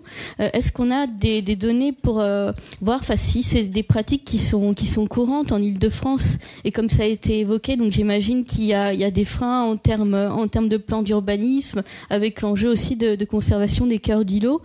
Et est-ce qu'on a moyen de voir que donc c'est des solutions qui sont plus adaptées peut-être dans des espaces où on a une taille de parcelle plus grande pour pouvoir mettre ce type de module? Alors, qui se saisit du micro? Monsieur Halleux? Peut-être en lien aussi avec la précédente intervention.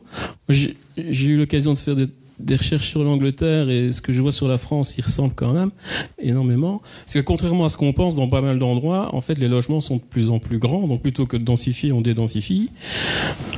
Plutôt que de diviser les parcelles, on les réunit. Parce qu'effectivement, il y a des politiques locales. Et donc, on a quelque part des ségrégations qui s'accentuent. On a des densifications. On vient de parler du nord de Paris, et à l'inverse, on a des communes où c'est bloqué pour pour des raisons de politique, notamment locale, quoi. Donc on a souligné tout à l'heure les aspects juridiques, de politique sociale, etc. Donc il y a une coopération, une coordination entre politiques sectorielles, et il devrait, dans un monde idéal, il devrait aussi y avoir une coordination entre les niveaux de pouvoir. Donc là, je pense que les régions, en l'occurrence en France, sont quand même bien positionnées pour mettre ça en exergue dans les schémas stratégiques et pour voir tous les blocages.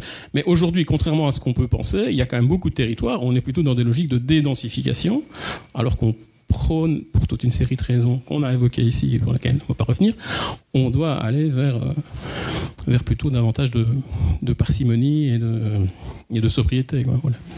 Alors en Angleterre se sont développés les granny house, mais à coup d'incitation fiscale. Mais je crois que ça a... J'ai pas suivi depuis quelque temps, mais ça a tellement bien marché qu'ils ont dû supprimer, je crois, les incitations fiscales.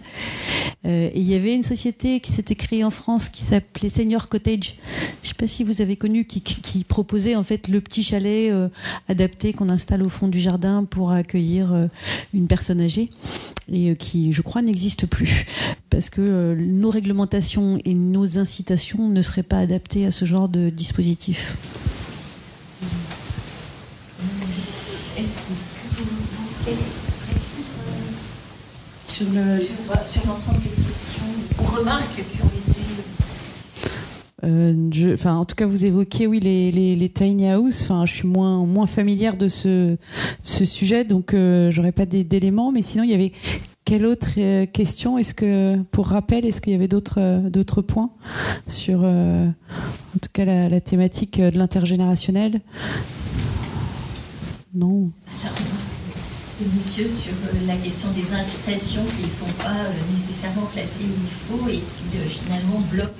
Oui, oui, effectivement, parfois on pense par exemple à l'aménagement des logements avec des incitations pour changer sa douche, la fameuse douche à l'italienne qui est toujours citée, mais effectivement on va permettre à un senior, on va financer finalement la transformation de sa maison pour qu'il puisse y rester. Donc on cherche pas du tout à l'aider à partager son logement parce que financièrement des ergothérapeutes vont intervenir au domicile pour transformer la maison et faire en sorte que la personne âgée puisse y rester.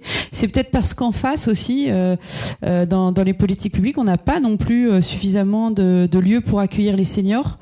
Donc il y a certes l'envie du maintien à domicile, mais il y a aussi pas de structure en face qui leur donne envie de quitter leur maison, leur logement. Les places en EHPAD, par exemple, elles sont insuffisantes. Et puis on a eu le scandale récemment à ce sujet-là.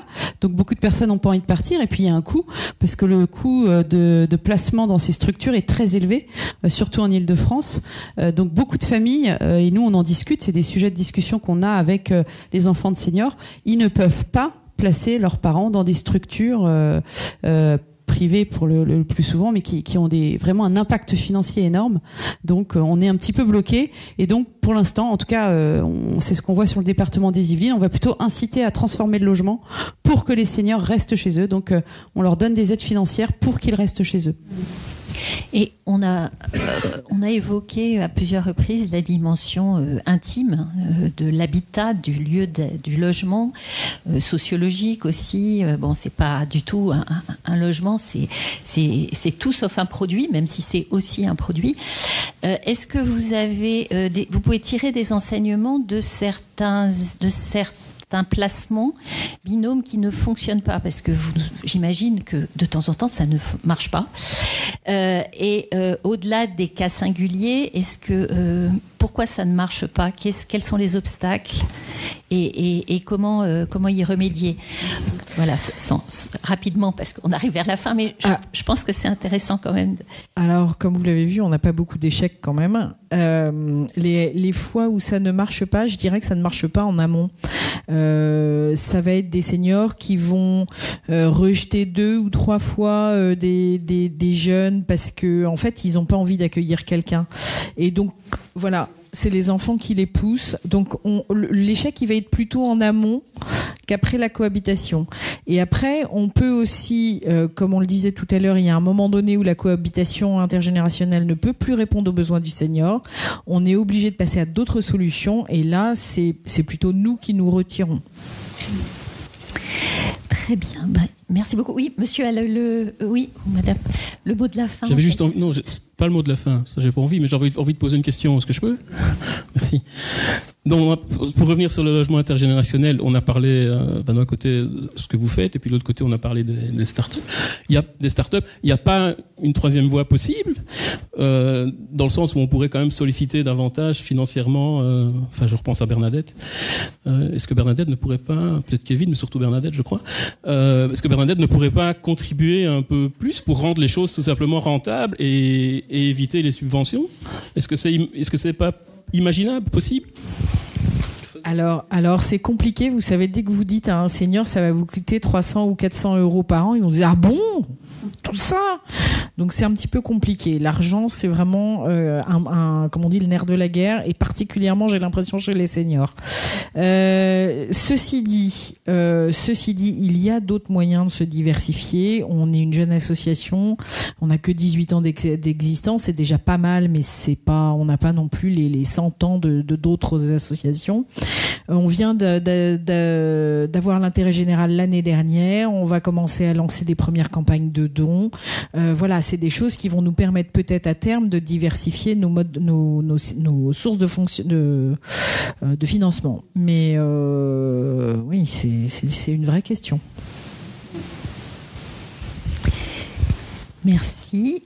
Bon, eh bien, vous peut-être souhaitez-vous dire un petit mot de conclusion ou un petit mot de la fin Écoutez, déjà, on est ravis de pouvoir parler de l'intergénérationnel, de la cohabitation intergénérationnelle, parce que c'est finalement souvent pas assez connu.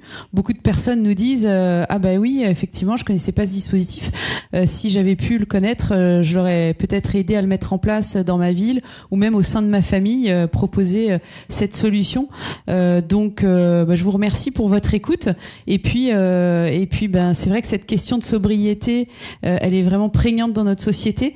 Donc, par des actions, même petites soient-elles, comme notre association ou d'autres sujets, c'est toujours intéressant d'y participer collectivement. Donc merci en tout cas à l'Institut Paris Région d'avoir mis ça à l'honneur.